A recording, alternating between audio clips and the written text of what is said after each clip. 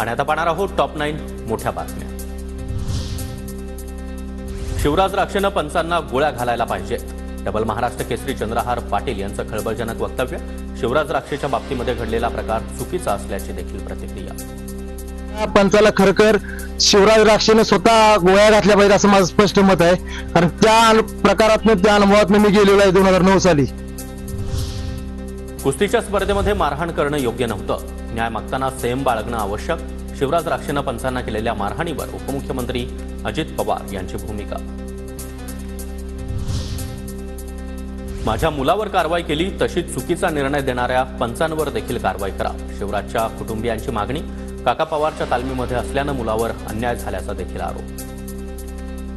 दोन्ही पैलवान होते आपली घरातले, दोन्ही पैलवान दाखवायचं नाही, हे तुझं चुकलं होतं, हे तुझं चुकलं होतं, हे तू करायला नाही पाहिजे होतं। मग तिथं त्याला सांगितलं की आम्ही दाखवण्यात येणार नाही।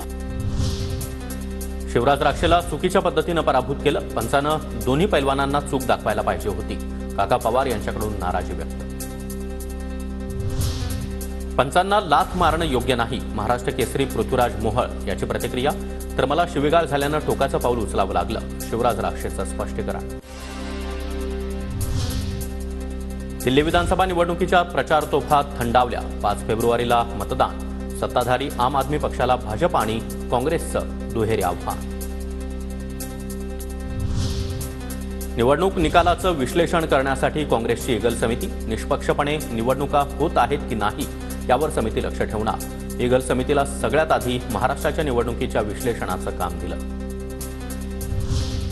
4 जहाल माओवाद्यांचं पोलीस आणि सीआरपीएफ समोर आत्मसमर्पण, माओवाद्यांवर 28 लाख रुपयांचं बक्षीस होतं। 2 पती-पत्नी जोडप्यांनी आत्मसमर्पण करून सन्मानानं जीवन निवडलं। राज्यामध्ये प्रत्येक 500 मतदारांमागे विशेष कार्यकारी अधिकारी असणार, विशेष कार्यकारी अधिकारी नियुक्तीसाठी राज्य सरकारचे नियम जाहीर। महसूल मंत्री चंद्रशेखर बावनकुळेंच्या अध्यक्षतेखाली समिती।